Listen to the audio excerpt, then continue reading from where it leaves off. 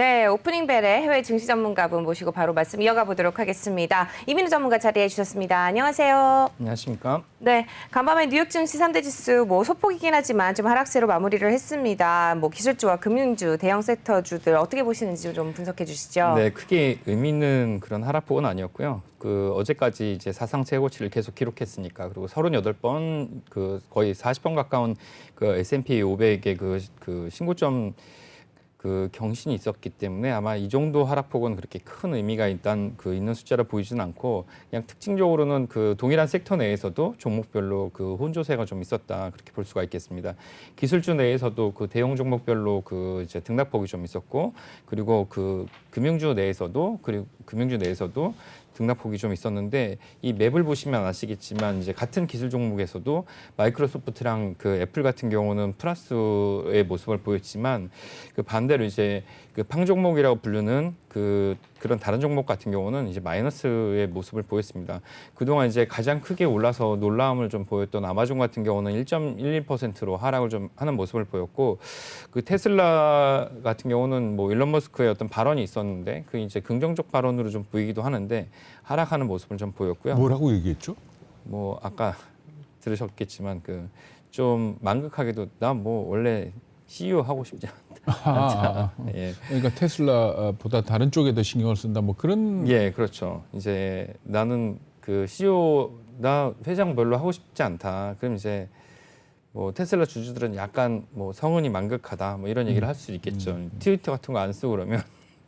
근데 네. 어떻게 기술주 4개, 그러니까 애플, 아마존, 마이크로소프트, 네. 그러니까 구글, 예. 알파벳 예, 그렇습니다. 보면은 장중에는 사상 최고치를 찍었다가 하락했죠. 아마존만 좀 떨어지고 많이.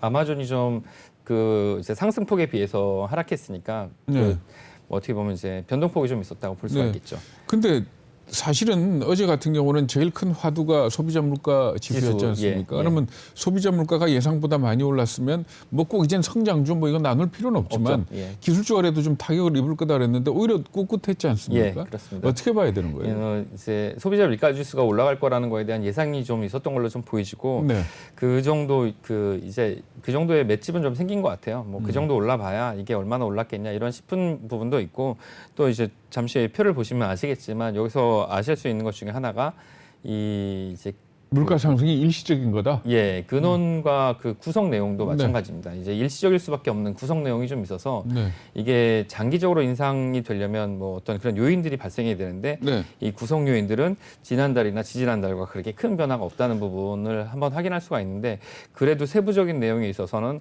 아직도 이런 물가 상승의 힘은 좀 남아 있다는 걸 좀 확인할 수가 있겠습니다. 일단 물가 상승, 소비자 CPI 발표에서 물가 상승률, 인플레이션이 유발될 수 있는 그런 요인들이 발표가 됐기 때문에 은행주가 특징적으로 좀 빠졌고요. 그래서 이제 섹터별로 봤을 때는 어저께 이제 금융주가 1% 가까운 하락을 이제 실적 시즌에 들었는데도 하락하는 모습을 좀 볼 수가 있었습니다. 그리고 이제 부동산이 좀 특징적으로 1.4% 좀 빠졌는데, 산업재랑 부동산이 빠졌는데, 이거는 좀 이제 어저께 발표된 지수랑 그렇게 관계가 있는 것으로 보이지는 않아요. 근데 일단 이제 많이 반등한 부분, 이제 이게 서로 지금 순환매가 들어오면서 오는 장세에서 오른 부분이 좀 빠진 것으로 좀 보여집니다.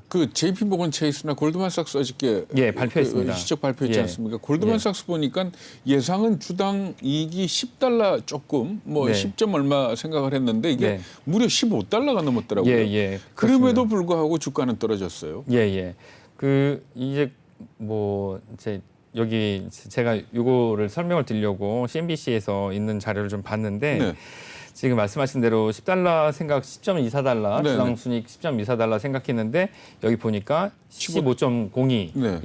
이 정도면 지금 50% 정도 주당 순이익이 이제 나온 거니까 정말 서프라이즈 아니에요? 굉장히 놀라운 순이익이죠. 도대체 어디서 이렇게 돈을 잘 벌었는지 참 능력도 출중하다. 골드만삭스 잘 못 맞추면서 그런 생각이 들지만 일단 자기 자산 운영은 잘한 것 같습니다. 근데 이렇게 됐는데도 주가가 빠지게 된 이유는 이미 이 정도 나올 거라는 건 좀 알았고요. 그동안 이제 은행주가 좀 강세를 보였다는 거에 대해서 차익을 좀 실현한 부분이 좀 있었고, 당분간 이제 실적 시즌이 나오면서 다른 부분에 이제 그 산업이나 다른 종목에서 강세가 나올 때 그때 이제 그 올라가려는 그 상승이 기대되는 종목으로 약간 그 이전을 하려는 그런 자금이 좀 나온 것으로 좀 보여집니다. 아, 그래요? 예, 이 자체가 이렇게 큰 의미가 있는 것은 아닌 것 같고요. 은행주의 강세는 지금도 계속 예상이 되는데 여기 골드만삭스가 10.24달러 예상했는데 15달러 그 주당 순이익 나온 거 말고 또 JP모건도 마찬가지로 지금 이제 컨센서스가 예상한 건 3.21이었는데 지금 여기 보시면 JP모건 같은 경우는 3.78로 이것도 비트하는 예상을 비트하는 실적을 냈습니다. 그래서 이걸로 봤을 때는 상당히 이제 긍정적이다 이렇게 예상을 좀 할 수가 있겠고요. 이렇게 된다라면 은행주 실적이 좀 좋았으니까 나머지 부분에서 지금 실적 예상이 되는 앞에 이제 상단에 있는 100개에서 200개 정도 되는 기업도 실적이 좀 좋아질 것으로 예상이 되고 또 특히 이제 그 특징적으로 좀 볼 것은 월트 디즈니가 이제 발표한 자료를 보니까 월트 디즈니가 월간 구독료가 지금 한 달에 1불이었는데 네. 예, 그거를 지금 이게 화면 보시면 아시겠지만 디즈니 플러스 말씀하시는 예, 거죠? 월트 디즈니. 네. 예, 월트 디즈니 플러스 가격을 한 달에 그 1불에서 지금 6.99불. 예, 거의 7배나 올리는 걸 보실 수가 있고요. 지금 연간으로는 10불이면 됐었는데 지금 70불. 예, 이렇게 올리는 걸로. 예. 1불이 비정상적인 손님 끌기 가격 아니었을까요? 아, 뭐 그렇겠죠. 네. 예, 이제 아니 지금 넷플릭스 같은 경우에 예.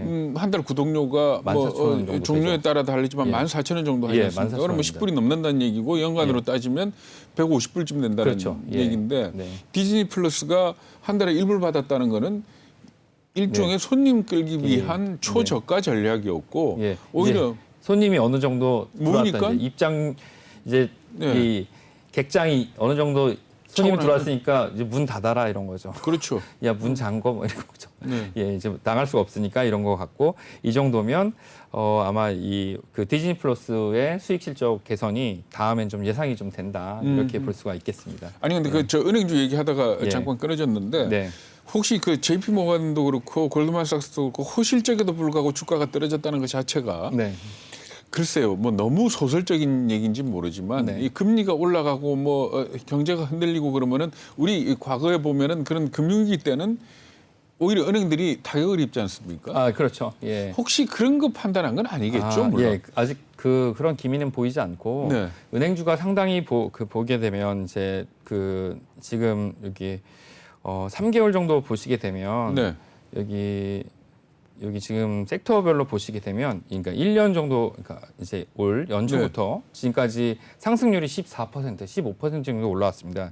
연간으로 봤을 때는 지금 47% 거의 50% 정도 올라왔으니까요. 주가 상승률이요? 예, 섹터의 상승률이 이 정도 올라왔으니까 그러니까 그냥 예. 건전한 조정이다 이렇게. 예, 그렇게 볼 수가 있겠습니다. 물론 이제 그 서프라이즈한 실적을 좀 발표를 했지만 이거만 가지고 그 어저께 그 이제 이 정도 빠진 거 뭐 1.4에서 1.5% 정도 하락한 거와 대비하기에는 좀 약간 그 좀 지켜봐야 되는 네. 그런 시점이 아닌가 그런 생각이 듭니다.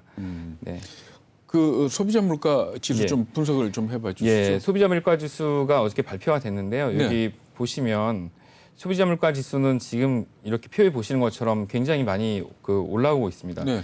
여기 보시는 것처럼 지금 뭐 예상 4.9였는데 5.4로 상당히 높게 나왔고 지난달에도 4.7이었는데 이제 5%로 나왔습니다. 그랬죠. 계속 지금 예상과 그 실제는 항상 이제 높게 나오게 됐는데 실제 그 이게 언제부터 계속 이렇게 높게 나왔냐면 3월 달부터 예상과 그 실제가 이렇게 항상 달랐거든요. 네. 근데 이거가 어떤 구성으로 이렇게 차이가 났는지를 제가 한번 확인해 보겠는데요. 여기 보게 되면 이제 그 고용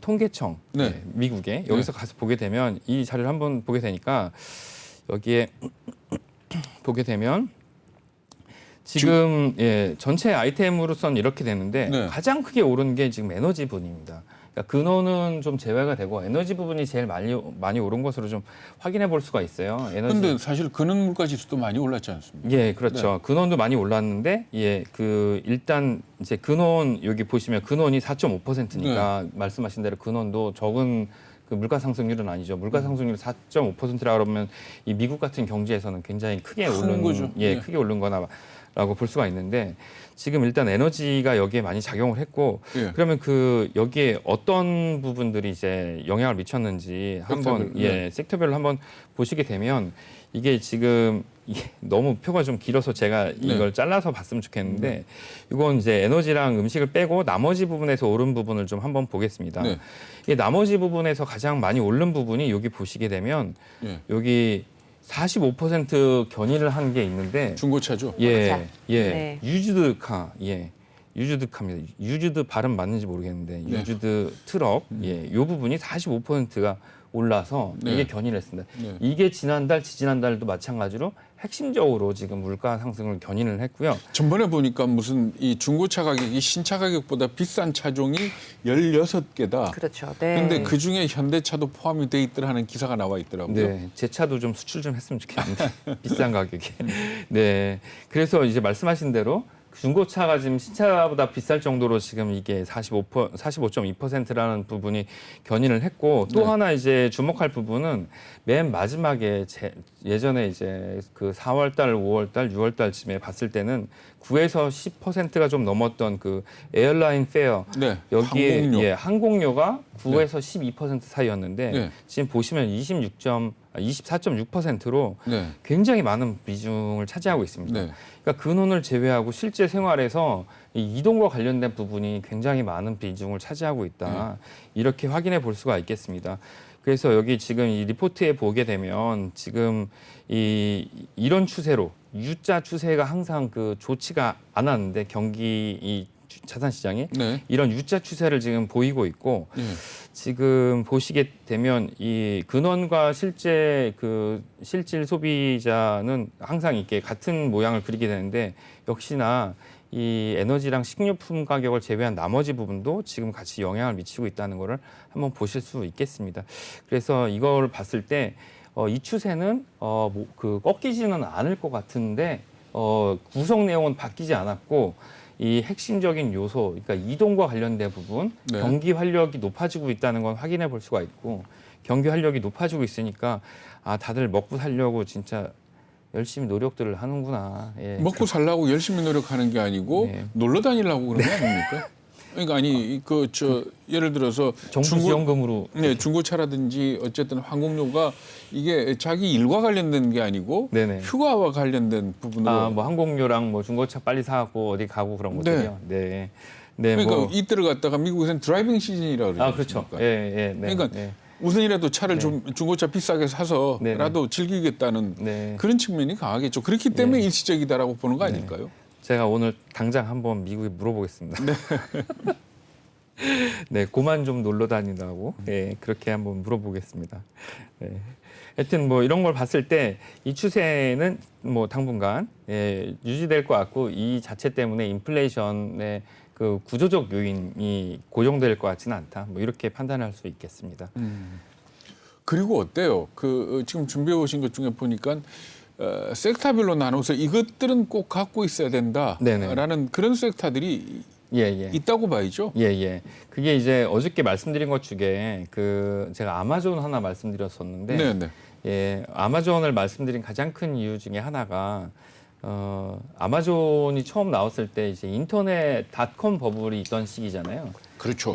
근데 이제 인터넷을 빼놓고는 산업이 없었을 거라고는 그때는 생각하지 못했지만 지금은 인터넷 없이는 산업이 되지 않는데 제가 어저께 보여드렸던 이 아마존의 그 종이 이제 신문 뉴스 보도 자료인데 이걸 보게 되면 얼마나 망가졌는지입니다. 2000년에 75불이 2001년에 5불이 됐다가 이제 98% 마이너스가 된 건데 이거를 이제 차트로 한번 보시게 되면 요게 요때쯤에 상장을 해서 이게 지금 100불이 넘었다가 2000년부터 2001년 사이에는 이렇게 내려오게 된 거예요. 이 그래프만 보게 되면 이제 완전 망한 그래프죠. 망한 그래프. 이게 이제 아마존이라고 도저히 생각할 수가 없을 것 같은데. 저 때는 아마존이 책만 하던 때 아닌가요? 어떻게 되죠? 책을 하면서 책을 하면서 이제 서서히 다른 쪽으로 책의 종류도 되게 분야도 적었다가 책에서 이제 서서히 늘려가려고 하는 부분이었고 전국 서비스로 늘려가면서 사실은 저 때 닷컴이라는 이름만 붙었어도 좋았었을 텐데 이때 이제 2000년대 초반을 지나면서부터 이제 섹터가 늘어가기 시작하고 뭐 지금 알고 있는 온라인 그 상거래 플랫폼으로 늘어나기 시작했는데 여기 2000년대 초반에 3번 그 주식 분할을 했습니다. 이제 3대1, 2대1, 3대1 이렇게 주식 분할을 한 번 했었는데 이때만 하더라도 10년 동안 97년에 상장해서 2007년까지 가장 고점을 회복하지를 못했어요. 그래갖고 부자가 이렇게 이제 이거 부자가 되려고 샀다가 그냥 나는 영원히 멀어지나 보다 이렇게 생각할 수가 있는데 이게 이제 계속 가다 보면 이 흑역사 속에 이게 결국에는 사람들한테 살 기회를 충분히 여기서 줬는데도 75불 100불에서 줬는데도 사지 못했습니다. 작년에 이제 어제 만난 고객 같은 경우가 뭐 아마존을 사야 되냐 이런 얘기를 해서 제가 이제 뭐 왜 갑자기 은행 저희 예수금 잔고가 3억 5천이나 늘어났어요. 그래서 그 3억 5천이나 늘어났는데 그 왜 예수금 잔고가 3억 5천이나 늘어났는지 물어보니까 압구정에 있는 오피스텔을 팔았더라고요. 그래서 이제 오피스텔을 팔고 그거를 이제 넣어놨는데 아마존을 사고 싶다. 그래서 제가 이제 루이비통 사라 그래서 92% 수익이 났는데 루이비통은 샀는데 아마존은 안 샀어요. 루이비통 백을 산 게 아니고 루이비통 모에 헤네시 주식을 산 거죠? 그렇습니다. 네. 예, 루이비통 모에 헤네시를 샀습니다. 예, 그걸 92% 수익이 났습니다. 근데 루이비통을 샀는데 아마존을 못 샀더라고요. 지금 3,700불인데 못 사고 있어서. 근데 보통 사람들이 뭐 소수의 사람들이 생각하시잖아요. 기업이 성장하면 주가도 성장할 것이라고. 근데 맞습니다. 기업이 성장하면 주가도 성장합니다. 근데 그분한테 물어보니까 아마존이 커질 것이냐고 물어보니까 커질 것 같은데 아마존 주가가 너무 비싸다는 겁니다. 근데 그건 이제 말이 안 되잖아요. 근데 이제 지금 작년에 제가 3,000불일 때 사라고 얘기했는데 안 사시더라고요. 근데 결국에는 못 사셨어요. 근데 이제 이 장기 그래프를 보면 미래를 지배하는 이 산업이 뭔지. 근데 아니 그러니까 미래를 지배하는 산업이 아마존과 관련된 그런 종류의 산업이다. 예. 오케이. 그 부분은 동의를 합니다. 근데 말하자면 과거에 아마존이 한참 치고 올라올 때는 뭔가 하면 블루오션이었잖아요. 그렇죠. 아마존 이외의 경쟁자가 별로 없던 시절 아닙니까? 그런데 지금 이젠 시장은 무르익을 대로 무르익었고 돈 있는 놈들은 다 들어오는 시장이 돼버렸거든요. 그렇죠. 그러면 그 시장의 볼륨 자체는 커지겠지만 아마존이 먹을 수 있는 그 파이는 거의 한계치 아니냐. 예, 그렇죠. 근데 아마존만 말씀을 드리면 어저께도 그런 얘기를 했는데 아마존은 미국에서 이제 40% 정도를 차지하고 있고 예, 실제로 이제 소매에서 전 세계적으로는 아직 뭐 20-30%밖에 차지하지 못하고 있습니다. 전 세계 거래 이런 온라인에서의 거래. 근데 그렇게 보면 이제 아마존 같은 경우는 더 확장성이 좀 더 있겠죠. 해외 진출해서. 예, 그렇죠. 글쎄요, 난 이 소매 유통, 특히 이 온라인 유통 같은 경우는 각 나라마다 특성이 아주 뚜렷하다라고 생각을 하거든요. 예, 그렇죠. 예, 그러니까 미국에서 성공한 케이스가 한국 가서 성공할 거다. 물론 아마존이라는 이름을 후광을 쓸 수는 있겠지만 또 별개의 어떤 비즈니스 모델이 돼야 되지 않을까 싶은 그런 생각도 들거든요. 네, 동아시아는 그 말씀하시는 게 적용이 안 될 수가 있는데 동아시아의 특성이 너무 강하기 때문에 다른 지역에서는 적용이 될 것 같습니다. 그럴 수도 있겠네요. 예. 근데 이제 그거 말고 이제 말씀드릴 수 있는 게 아마존 같은 인터넷 비즈니스, 아마존 온라인 상거래나 뭐 이런 그 클라우딩 서비스는 완전히 이렇게 어떻게 보면 이 독과점 체제를 가지고 있는데 이것을 보완하는 또 새로운 대체제가 또 있을 것입니다. 이제 시장이 확대되는 그 측면으로 제가 이제 생각하는 게 뭐 여러 가지가 있습니다. 미래에 살아남는 기업 중에 뭐 지금 기후 변화 때문에 곡물과 관련된 것들도 뭐 얘기를 하고 그러시던데 저는 이제 확장성이 옆으로도 위로도 확장성 있는 기업들을 섹터를 생각을 해봤는데 이제 6개 중에 제가 오늘은 3개만 좀 가져왔어요. 아니 지금 시간이 없으니까 6개가 뭔지만 말씀을 해주시고 내일 그 6개 대해서 한번 얘기를 들어보죠. 네, 6개는 여기 이제 첫 번째 AI입니다. 아티피셜 인텔리전스. 그 6개 중에 AI 그리고 사이버 보안 그리고 블록체인 그리고 이제 여기에 이제 흐리게 되어 있는 건 지노믹스. 그러니까 이제 유전자 공학, 유전공학, 핀테크 그리고 클라우딩 컴퓨팅입니다. 이 부분은 아직 그만큼 시장 확장이 되지 않고 확장이 계속될 그런 가능성이 있는 부분들이고 왜 그런지는 다시 내일 이어서 마저 듣도록 하죠. 내일 들어보죠. 재밌겠네요. 지금까지 미국 증시 향방과 내일을 위한 전략 이민우 전문가와 함께했습니다. 내일 마저 듣도록 하죠. 말씀 고맙습니다.